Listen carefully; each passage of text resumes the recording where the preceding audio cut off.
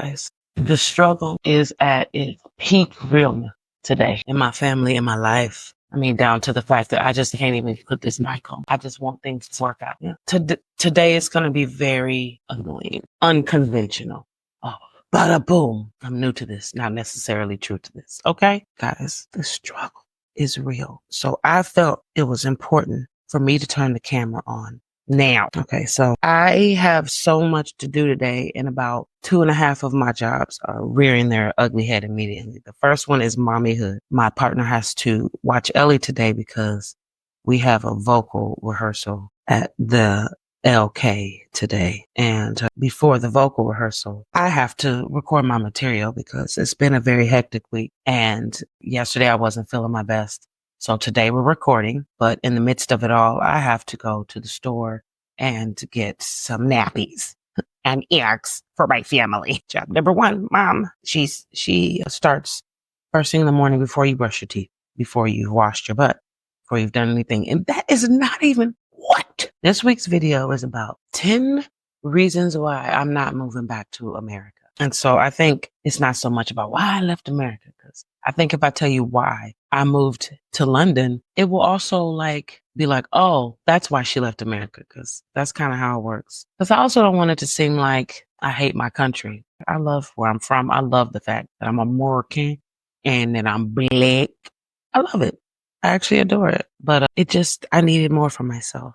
I'm giving you guys a baby beat and little lip gloss lit today. I was stressed out when I was leaving the house because today we're going to do some really different kind of filming. It's basically going to be me walking around everywhere I have to do. This is going to give vlog / reasons why I moved away from America. So I have 10 reasons why, but I have a lot to say on the matter. So I think I'm going to split these videos into 2. So there's going to be 5 today, and then part 2 is going to give you 5 more. Okay, I need to go outside. So I'm going to bring you guys with me. You're going to come outside. We're going outside. Smartest thing for me to do is hold this mic because it's just going to be flopping around on my scarf. So here we go. Guys, I think it's also very important that before you leave the house, you take your flipping key. So, all right. So I'm going to start with what I think to me in 2025 now is the most important thing. I hope you guys enjoy this video because I feel like the background is going to be giving. Yeah. So I think the number one reason why I moved is healthcare. I think that is the most obvious reason why anybody would move. Mini story. I had some issues with my gallbladder a few years back, and there was some major issues. And I ended up being hospitalized for about a week in California, in LA. Okay, I said a week. It was 3 days. And when they sent that bill, she said $60,000. Huh? No. Example 2. Me had a whole baby. And guess what? It was free 99 to have a baby. So I say all of that to say healthcare, it's free. There's free healthcare here. And I just don't know how I could ever come back from that. Honestly, how could I ever come back from that? And not just that, but how it works here is you move to a neighborhood. In the neighborhood, you have to sign up for a GP. So every time you move, you have to sign up for a new GP. So I've just signed up for a new GP. They're a few minutes away from my house. And when I signed up for my first appointment because I had a chest infection, I needed to get some antibiotics. And so I went to my doctor's appointment because they needed to listen to my chest. It couldn't be an online appointment. I went inside. As soon as I literally stepped foot into the place, they were like, Moya Campbell to room 3. And I'm like, dang, I just got here. I hadn't even registered and told them I was in. So you have things like that. I showed up to the doctor's appointment and I went straight in. And that is giving free healthcare. At home, I used to have to take an entire day off, take the whole day off. And then I would actually be able to go to my doctor's appointment. Then you would get there.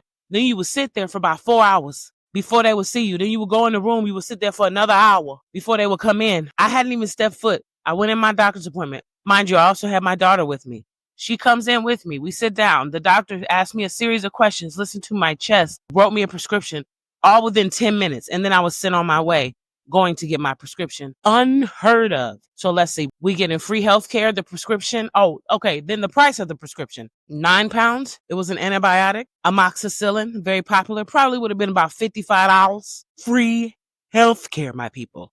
Legit. How could you turn that away? Honestly, you just don't need insurance. You go to the pharmacy, you tell them your name, you get your stuff. You don't need insurance to take the price down because the price was already low. £9. Shocking. And funny enough, you saw how I just left my house? That's my pharmacist. It took me 3 minutes on my feet to get there. Mind blown. I gotta go to the store. I'll talk to y'all in a second. All right. So we're back from the store because it's in my neighborhood. Yeah, I could have got in my car and drove to the store, but you know why I didn't have to? Because things are walkable. This is one of those cities that no matter what, you're going to use your 2 feet within the day. Even if you drive your car to work, wherever you park, it's probably going to be a little ways away because these people around here, they be walking. We gets out in the street. How I get to work, sometimes I have to take my car to the station.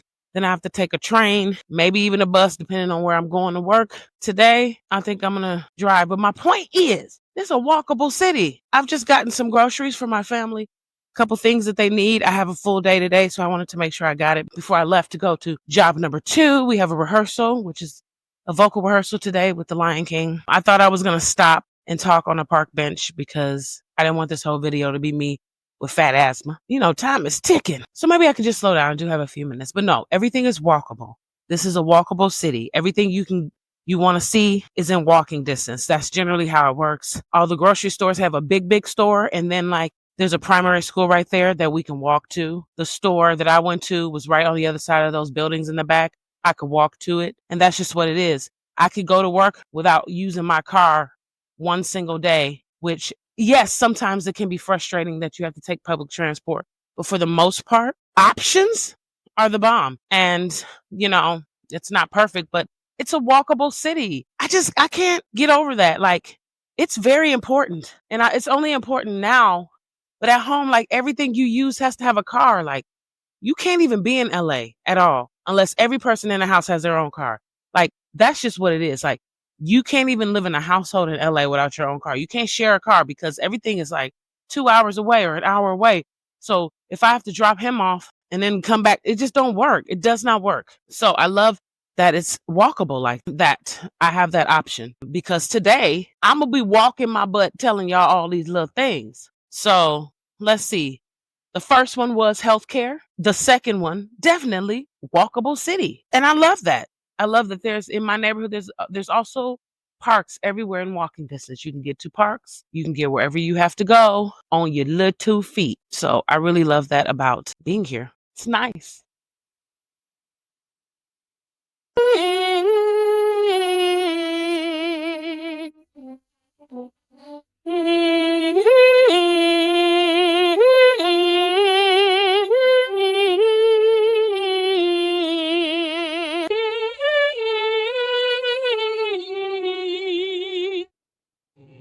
Hello, this is exhibit A of how crazy my day can be. I was determined to film today and I'm on for Rafiki. So here we go because the show must go on, literally. All right. Safety and peace of mind is reason number 3 why I am here in the UK. I spoke about this in my last video, which you should check out. Listen, I'm a Black woman. I'm American. You know, our roots in that country are deep and petrifying depending on where you're from and a little scary and overwhelming at times. And I have to be honest, before I moved here in COVID. But before I moved here, it just felt like peace of mind was something hard to come by. And as frustrating as that is, that's just the way it is in the US at most times. Sometimes as a Black woman who is American, I feel like I'm at the bottom of the food chain. And it's really scary depending on who is leading our country sometimes. But when it's all said and done, like I said, I don't have to be there. So I didn't. But safety and peace of mind. Like I just remember at one point, everything was very frustrating to me. And I just felt like I wasn't seen or I wasn't heard and nobody cared. And you know, it's not really comfortable being in places like that. Before I moved here, I lived in an open carry state. And if you don't know what that is, that means that you can literally openly carry a gun on your hip and walk into a grocery store and there's nothing other people can do because we're in an open carry state. I don't even think that should be a thing. Carry open. Why is that a thing? Where I was, it just like basic places that I was going, you know, were just didn't feel safe. I would just go into an office supply store and people would openly be racist with openly carrying things. And I can't imagine having to raise my daughter or my son in that. And my parents raised us there and we're just fine. And not everywhere in the US is like that. But I just don't want to be anywhere where that is okay and the gun laws are not strict and that you can literally go to any store, Walmart, basic stores in America, just sell guns. And if they don't, getting one is really pretty easy to come by. I also don't want to have to feel like I have to have a gun to survive these streets. It's terrifying, you know? And I just I'm not comfortable with that. It doesn't make me comfortable at all. And so I moved because peace of mind is a thing that when you've experienced it before, you can't really go back from that. You literally, once you have it, like you crave it and you know you deserve it. So you'll go anywhere to find it. And I'm not saying it's perfect, but I went where I felt I could have peace of mind, and that I felt safe, but I never felt like how I did at home. And I don't wish that on anybody, honestly. I don't think anybody should have to have those fears like that anywhere they live. So safety and peace of mind, number 3. Number 4, food. Listen, there's stuff here that is illegal to be here that we sell in regular stores all the time in America. And that is terrifying too. If it's illegal somewhere else, that means it doesn't belong in my body. And it's scary when you look at the ingredients of like what McDonald's has in their quarter pounder versus what McDonald's in America has in their quarter pounder. It's like 7 to 8 like extra ingredients because they're just putting things in the food that we're not supposed to be consuming. We're literally not supposed to be consuming it. And yet here we are eating it up, tearing it up and acting like it's supposed to be a part of our, everyday life. And when I go home, I always gain weight. When I go home to visit, now I be tearing up some home food because let me tell you, I miss it. Soul food, like actual soul food. In America, I miss it terribly. Some of the cereals that are absolutely horrible for you, I miss them. But health-wise, I've been my slimmest self here. I have been my best self mentally in so many areas. And I was able to, I was struggling with breastfeeding my daughter when I first had a baby. And I was just so stressed about the food that she would eat and the nutritious value that it would give her as a new human on this earth. And I found made from here organic formula and I've been using it ever since she was born and it just made peace of mind. Back to the other one, just even with the food and, they don't know how to cook with seasoning as well as we do. But I just bring seasonings from home. And I cook it right here with this good British meat and food. I sprinkle a little home in there, but in general, even the meat, the chicken at home, it just look possessed. It's so fat for no reason. And you see a chicken, it's not a Thickums chicken.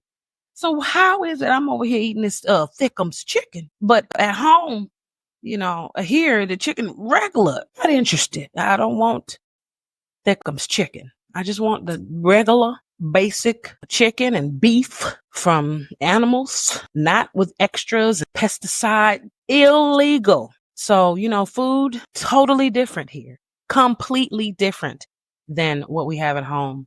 So that is definitely number 4. Stay tuned for number 5. I got to go finish the show. Bye, babies.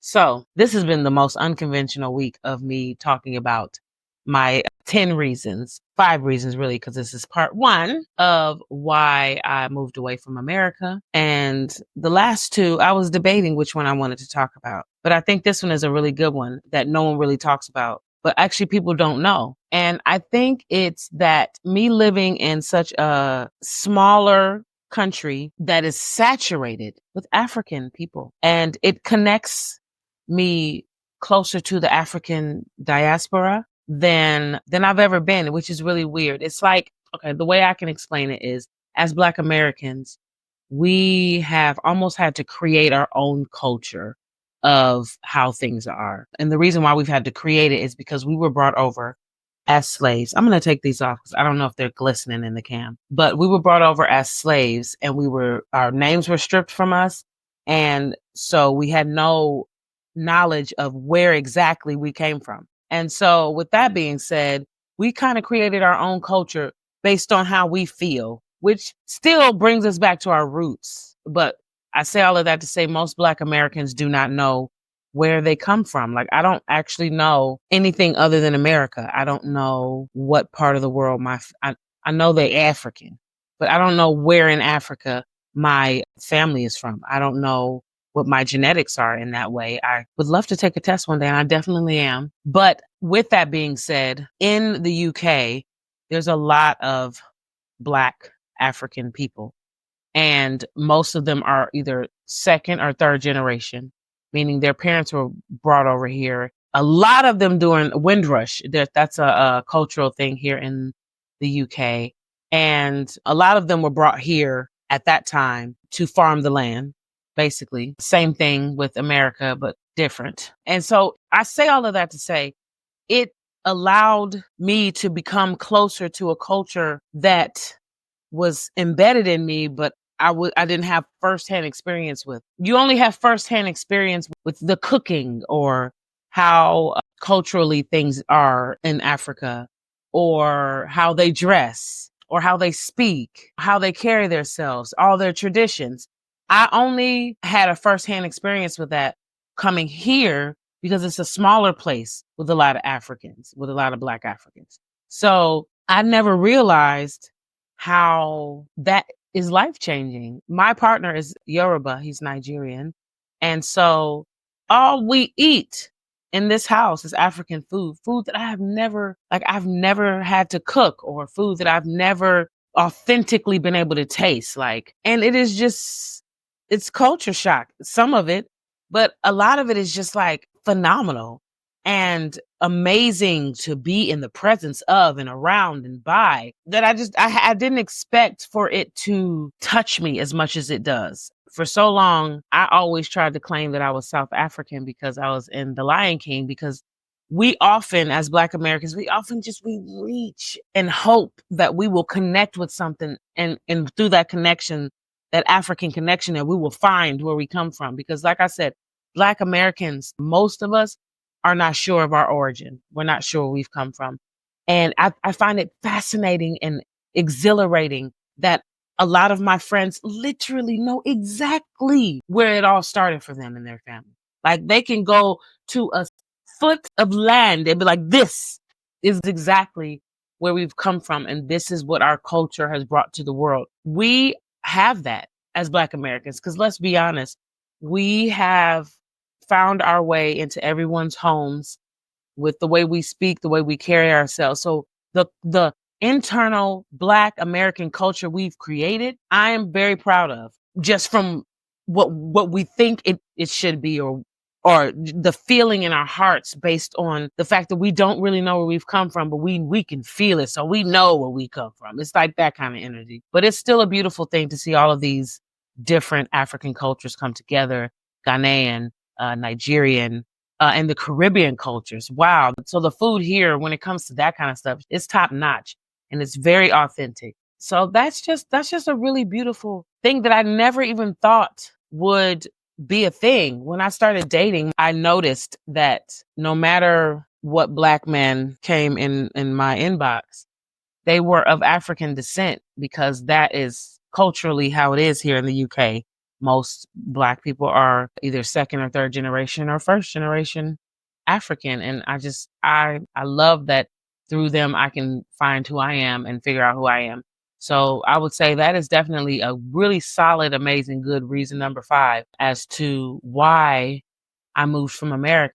Yeah. Listen, I really hope you enjoyed these 5 points. There will be a part 2 because I have many more points to explain, but this was my most unconventional video. I hope you like it. It was a really hectic week, so I had to kind of piece it together in my own way. I hope you enjoyed it. Please like, comment, subscribe, share this video with everyone, with all of your friends and your subscribers. And thank you for tuning in today. I really appreciate it. Bye bye.